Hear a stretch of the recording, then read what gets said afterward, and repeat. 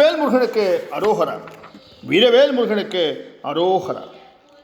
நேற்றைய உரையில் சூரபத்மனும் அவர் தம்பிகளும் கடும் தவம் புரிந்து சிவபெருமானிடம் மிகப்பெரிய வரங்களை எல்லாம் வாங்கிய நிகழ்வுகளை பார்த்தோம்.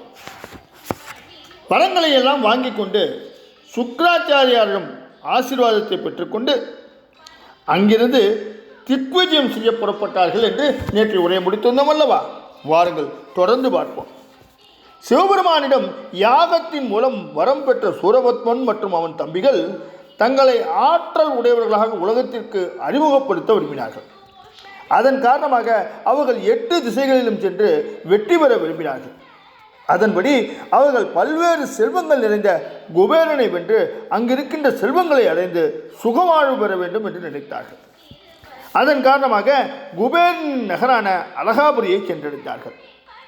அந்த நகரையும் முற்றுகையிட்டார்கள். மிக கொடிய அரக்கர்கள் வரங்கள் பெற்று மிகுந்த வலிமையோடு தன் நகரை முற்றுகையிடுவதைக் கண்டு குபேரன் அஞ்சினான். அதன்பின் அவர்களுக்கு மிகப்பெரிய காணிக்கைகளும் செல்வங்களையும் வழங்கி அவர்களை வணங்கினான். தன்னை துன்பப்படுத்தாமல் தனக்கு கருணை காட்டும்படி குபேரன் வேண்டி நின்றான். எதிர்த்து போரிடப் போகின்றான் என்று நினைத்த அரக்கர்கள் குபேரன் தன்னிடம் சரணாகதி அடைந்ததால் அரக்கர்கள் மகிழ்ந்தார்கள். குபேரனை தங்களுடைய பிரதிநிதியாக அலகாபுரியிலிருந்து நிர்வாகம் செய்து வரி கட்டுமாறு ஆணையிட்டார்கள். குபேரனை வென்ற பிறகு சூரபத்மன் இரண்டாவதாக குறிவைத்த நகரம் தேவேந்திரனின் தலைநகராகிய அமராவதி பட்டணமாகும். அந்த நகரத்தை வென்று அங்கிருக்கின்ற ஆட்சியை கைப்பற்றி கொண்டால் அகில உலகத்தையும் வென்றுவிட்டதாக அர்த்தமாகிவிடும் என்று அசுரன் கணக்கிட்டான். எனவே சூரபத்மன் தன் தம்பிகளுடன் அரக்கர் படைகளுடன் அமராவதி நகரை சென்று முற்றுகையிட்டான். ஆனால் அதற்கு முன்பே சூரபத்மன் தன் நகரை முற்றுகையிட வருகின்றான் என்பதை அறிந்த இந்திரன் அச்சமடைந்தான்.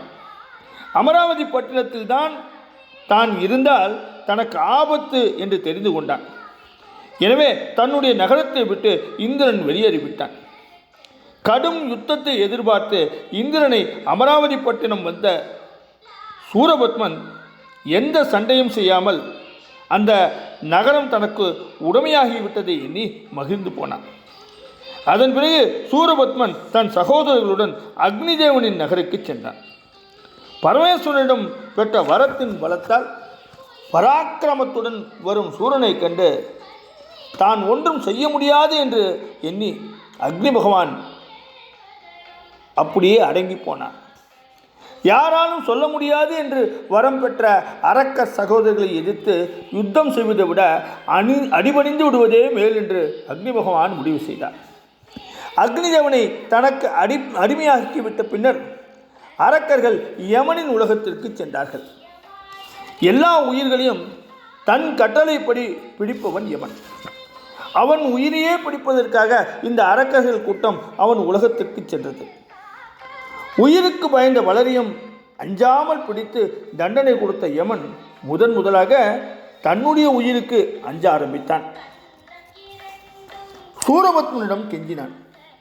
உடனே சூரபத்மன் யமனை அழைத்து, இனிமேல் எந்த காரியங்கள் செய்தாலும் என்னை கேட்டு என் கட்டளைப்படிதான் நடக்க வேண்டும் என்று உத்தரவிட்டான். சூரபத்மனின் வலிமையை புரிந்து கொண்ட யமன் இனி தன்னால் ஒன்றும் செய்ய இயலாது என்று சூரபத்மன் ஆணைக்கு கட்டுப்பட்டான். அதன் பிறகு சூரபத்மன் நிருதியை எதிர்த்து சென்றான். அவனும் அரக்கர் சகோதரர்களுக்கு அஞ்சினான். அவனுடைய நகரை தன் தம்பி தாரகாசுரன் நிர்வாகம் செய்யும்படி சூரபத்மன் ஆணையிட்டான். தொடர்ந்து சூரபத்மன் வருணன் உலகத்துக்கு சென்றான். சூரபத்மன் வருகையை அறிந்த வருணன் தானே வெளியே சென்று அவனை பணிந்து நின்றான். ஏற்கனவே எல்லா உலகத்தையும் சூரபத்மன் வென்றுவிட்ட நிலையில் அவனிடம் யுத்தம் செய்யாமல் அடிமையாகி போன சூழ்நிலையில் தன்னால் செய்யக்கூடியது ஒன்றும் இல்லை என்று வருணன் உணர்ந்தான். அதன் பின்னால் சூரபத்மன் வாயுவின் உலகத்திற்கு சென்றான். சூரபத்மன் வருவதை முன்னதாக அறிந்து கொண்ட வாயு பகவான் அவனை எதிர்க்க முடியாமல் தானும் ஓடி ஒளிந்து கொண்டான். அதன் பின்னால் சூரபத்மன் நாகலோகம் சென்றான். அந்த உலகத்தை ஆண்ட மன்னன் தன்னை எதிர்த்து சூரபத்மன் வருவதை அறிந்து தானே வழியே சென்று அவனை வணங்கி வரவேற்று விருந்து உபச்சாரங்கள் எல்லாம் அளித்தான்.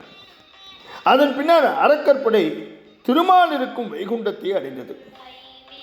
தன்னிடம் அந்த அரக்கர்களை கண்டு திருமால் கோபம் கொண்டார். அவர் தன்னை எதிர்த்து போரிட்ட தாரகன் மீது சக்கராயுதத்தை பிரயோகித்தார். ஆனால் சக்கராயுதம் அவன் மார்பில் பாயவில்லை.